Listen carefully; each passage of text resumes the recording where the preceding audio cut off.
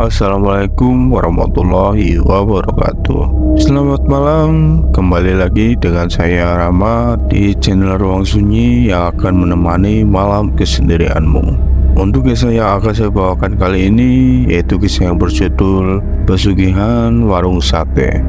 Sebelum masuk ke ceritanya, tarik selimutmu, matikan lampu kamarmu. Dan seperti apa kisah kali ini, langsung saja simak ceritanya. Di ujung jalan yang ramai dan penuh dengan hiruk-pikuk kota, terdapat sebuah bangunan kos yang sederhana. Ini hari pertama kedatangannya di kota. Seorang pemuda bernama Aswi memasuki gerbang kos tersebut dengan ransel di pundaknya dan senyum kepolosan anak desa di wajahnya. Pintu kayu kos terbuka lebar ketika Aswi mengetuknya. "Assalamualaikum," salam Aswi. Waalaikumsalam. Kamu pasti Aswi bukan? Yang kemarin WA mau kos di sini. Saya Pak Hendra, pemilik kos ini. Sapa Pak Hendra sambil mengulurkan tangan. Aswi lalu menjawab, "Ya Pak, saya Aswi. Senang bertemu dengan Pak Hendra." Pak Hendra mengajak Aswi masuk ke ruang tamu kos. Disajikannya kopi hangat sambil mereka ngobrol. Aswi bercerita tentang perjalanannya dari kampung halaman ke kota ini karena mendapat pekerjaan di pabrik yang ada di kota ini. Pak Hendra mendengarkan dengan penuh perhatian dan kemudian berkata, Oh iya, perantau ya dek, gak apa-apa. Laki-laki harus banyak pengalaman. Semoga betah kos di sini ya. Setelah obrolan hangat, Pak Hendra memberikan kunci kamar kos kepada Aswi. Ini kuncinya Aswi. Kamarmu ada di lantai 2. Kalau ada perlu sesuatu bilang saja. Cuma saat ini lagi musimnya hari libur, jadi yang ngekos kebanyakan pada mudik. Jadi di lantai 2 kamu sendirian. Cuma jangan khawatir, kalau ada apa-apa langsung kabari saya. Saya tinggal di rumah belakang kos, ucap Pak Hendra sambil menepuk bahu Aswi. Aswi mengambil kunci dan menuju lantai 2. Di lantai 2 suasana sungguh sepi dan sunyi. Namun Aswi memberanikan diri saja. Aswi membuka pintu kamarnya dan memasukinya. Ia letakkan ranselnya di sudut ruangan dan melihat tempat tidur yang empuk. Badannya yang lelah karena perjalanan jauh dengan bus segera rileks begitu ia merebahkan diri. Tanpa disadari, Aswi terlelap dalam tidurnya di kamar kos barunya. Waktu berlalu tanpa terasa, dan Aswi terbangun oleh suara azan maghrib yang berkumandang lembut melalui jendela kamarnya. Dengan langkah yang masih sedikit terhuyung-huyung, Aswi bergegas menuju kamar mandi yang terletak di ujung koridor untuk mandi. Setelah mandi, badannya kembali segar. Lalu Aswi melaksanakan sholat maghrib dan setelah itu dia berdoa semoga ini menjadi awal yang baik bagi hidupnya. Setelah Aswi selesai sholat, ia merasa lapar karena sedari siang dia belum makan apapun. Kemudian dia keluar kos dan melihat warung sate yang tak jauh dari kosnya. Dengan langkah cepat, Aswi menuju warung sate itu. Di depan warung sate ada seorang bapak tua yang sedang mengipas sate yang dibakar. Monggo mas, mau pesan berapa? Tanya pedagang sate itu.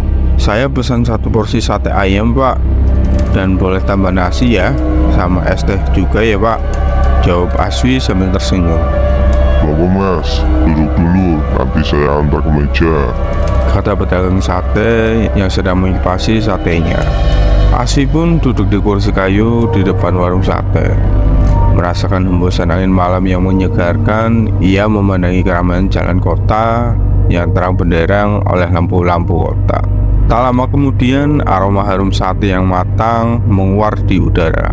Bapak itu menyajikan 1 porsi sate ayam yang terlihat begitu menggiurkan. Monggo mas, ini satenya. Aswi dengan lahap memakan sate yang ada di mejanya. Namun di tengah makannya, tiba-tiba perutnya terasa mules seperti diserang sesuatu. Ia meminta izin ke toilet kepada pedagang sate, lalu segera beranjak menuju toilet yang terletak di sebelah warung. Setelah beberapa saat di toilet, Aswi merasa lega dan memutuskan untuk kembali ke warung. Namun saat dia melintasi sebuah kamar kosong di sebelah toilet, sebuah aroma yang khas tercium. Aroma kamboja kuburan yang semerbak membuat bulu kuduknya merinding. Aswi yang memiliki kepekaan terhadap hal-hal gaib merasa ada yang tidak beres. Tertarik oleh keanehan ini, Aswi memutuskan untuk mengintip dari pintu kamar kosong tersebut. Saat ia memandang ke dalam, tatapan matanya membeku dan ia tak dapat menahan kagetnya. Astagfirullah, di dalam kamar kosong itu terlihat sebuah pocong yang wajahnya tampak rusam, seram, dan terkesan menyedihkan. Terdapat baskom berisi sate mentah yang sudah ditusuk-tusuk dan sesajen yang melekat di sampingnya. Aswi terdiam sejenak, tak percaya dengan apa yang baru saja dilihatnya. Ia merasa ngeri dan terkejut melihat pemandangan yang begitu aneh ini. Aswi kembali ke meja makan dengan wajah yang pucat. Ia berusaha menyembunyikan kebingungannya, tetapi istri penjual sate yang ramah itu seperti mengetahui sesuatu. Mas, tadi kenapa lama sekali di situ? Tanya istri penjual sate dengan rasa penasaran. Oh, enggak apa-apa bu, saya tadi bingung toiletnya di mana. Oh, begitu ya? Ya sudah, nggak apa-apa.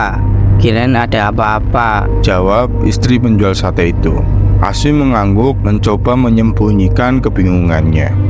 Namun ketika ia kembali melihat sate di atas meja, bayangan pocong di kamar kosong masih menyelimuti pikirannya. Meskipun kelaparan masih menyelubungi dirinya, Aswi memutuskan untuk tidak melanjutkan makan. Ia bangkit dari kursi dan dia pergi ke kasir untuk membayar satenya. Saat Aswi membayar sate ayamnya, penjual sate tiba-tiba berkata, Hei mas, jangan sampai mulutmu membuka lebar ya. Gak usah belagu. Apa yang kau lihat di sana itu bukan urusanmu, itu urusan kami. Jangan pernah ceritakan ini pada siapapun atau kau akan menyesalinya. Aswi terdiam terkejut oleh peringatan tukang sate itu. Rasa takut dan kebingungan menyelimuti dirinya.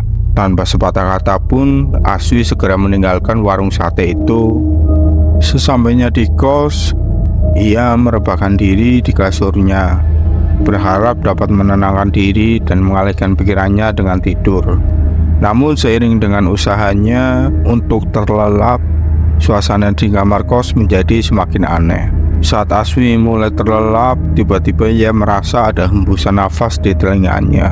Tiba-tiba Aswi mendengar langkah kaki yang menapak di lantai. Suara langkah kaki itu semakin mendekat ke depan pintu kamar kosnya. Aswi menoleh ke arah pintu dengan hati yang berdebar kencang.